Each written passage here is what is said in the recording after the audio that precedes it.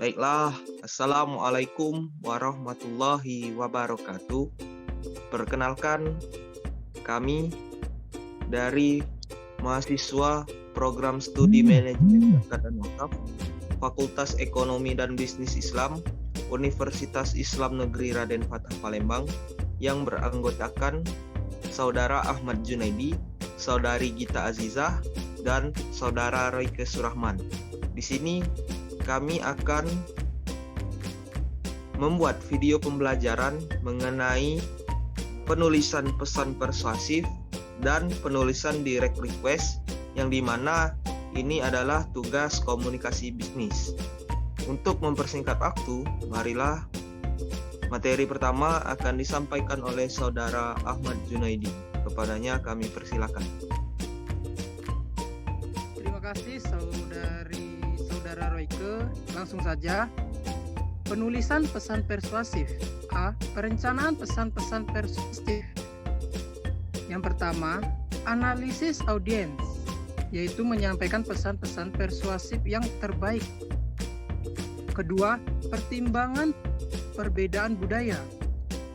Pemahaman terhadap perbedaan budaya yang ada bukan saja akan membantu Anda dalam memuaskan kebutuhan audiens, tetapi juga akan membantu bagaimana mereka memandang Anda. Yang ketiga, memilih pendekatan organisasi. Dalam hal ini, Anda dapat menggunakan pendekatan secara tak langsung dalam menyampaikan pesan-pesan persuasif. B. Mengembangkan pesan-pesan persuasif. Dalam mengembangkan pesan persuasif, mencakup beberapa komponen penting, yaitu 1. Menetapkan kredibilitas.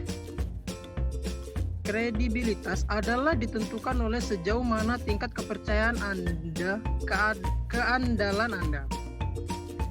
Kedua, kerangka argumentasi. Ketika telah cukup mengumpulkan berbagai fakta, bukti, dan temuan lainnya, Anda telah siap membuat kerangka argumentasi yang mana pesan-pesan persuasif mengikuti rencana organisasional. Ketiga, memilih data pemikat. Kebanyakan pesan-pesan persuasif menggunakan daya pemikat dengan logika dan daya pemikat yang emosional untuk melakukan persuasi audiens. Yang ke-C, menulis permintaan persuasif. Yang pertama, permintaan persuasif untuk tindakan.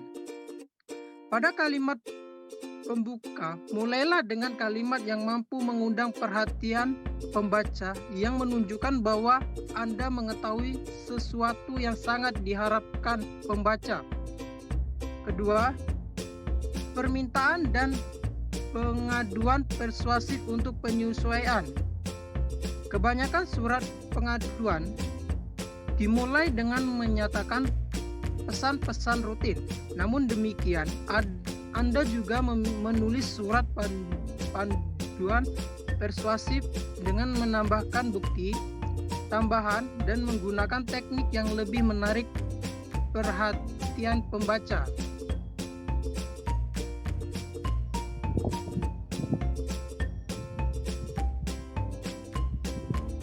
Itulah yang dapat saya sampaikan. Selanjutnya, materi selanjutnya akan disampaikan oleh Saudari Gita. Kepada Saudari Gita saya persilahkan.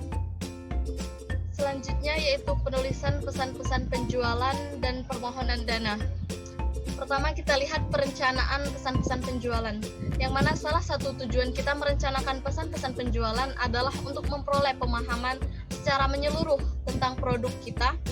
Kedua yaitu pengorganisasian dan komposisi pesan-pesan penjualan haruslah adanya dilakukan. Yang pertama menarik perhatian, membangun minat, meningkatkan hasrat, dan memotivasi tindakan.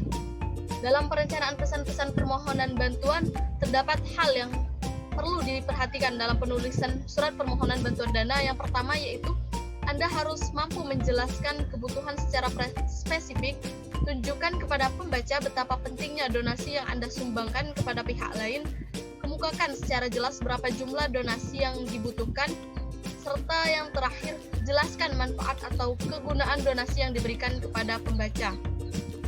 Itulah penjelasan bab 8. Selanjutnya penjelasan bab 9 mengenai penulisan direct request, yang mana pengorganisasian direct request harus mencakup pembukaan. Aturan umum untuk bagian pertama dari suatu direct request adalah menulis yang tidak sekedar dipahami tetapi juga untuk menghindari kesalahpahaman. Kedua yaitu penjelasan rinci agar penjelasan terhadap hasil perkembangan kata-kata pembuka lebih lancar.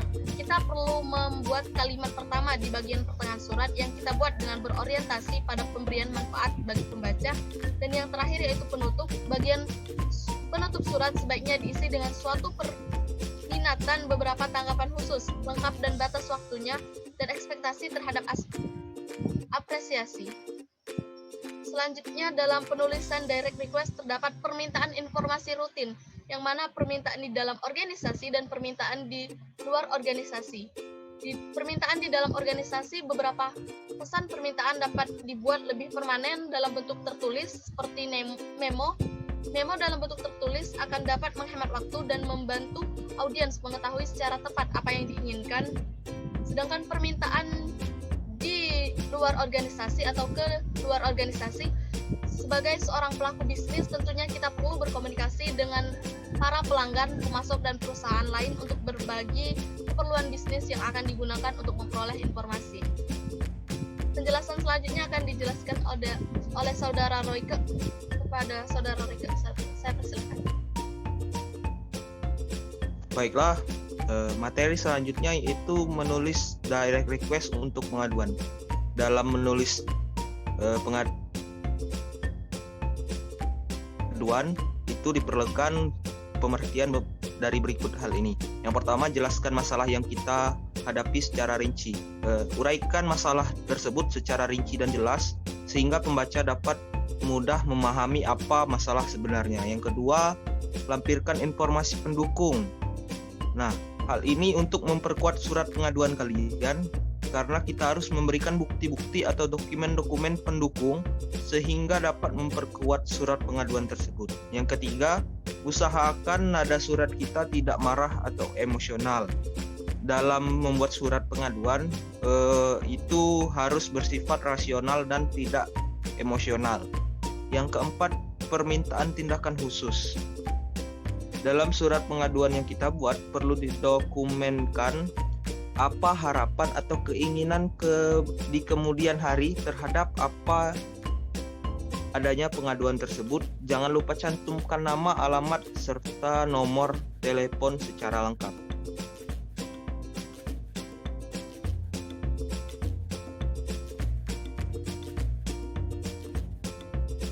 Yang materi selanjutnya yaitu mengenai tentang surat undangan, pesanan, dan reservasi. Dalam surat undangan, pendekatan mencakupi 3 komponen yaitu ide pokok, penjelasan rinci, serta penutup. Sedangkan surat pesanan dan reservasi itu tidak mencakup 3 komponen yaitu penyatuan rinci apa yang kita pesan, metode pengirimannya, serta cara pembayarannya. Yang terakhir yaitu permintaan kredit. Bagaimana kita dapat memperoleh kredit? Kita bisa memperoleh kredit dengan secara sederhana, yaitu ada 2 tahap yang kita perlukan. Yang pertama, mengisi formulir yang telah disediakan oleh lembaga perkreditan. Dan yang kedua, mengirimkan atau melampirkan berbagai data pendukung penting yang diperlukan dalam proses memperoleh kredit tersebut. Baiklah, mungkin itu saja yang bisa kelompok kami jelaskan. Apabila ada salah-salah kata, kami mohon maaf. Kepada Allah kami mohon ampun. Wabillahi taufiq wal hidayah. Wassalamualaikum warahmatullahi wabarakatuh. Terima kasih.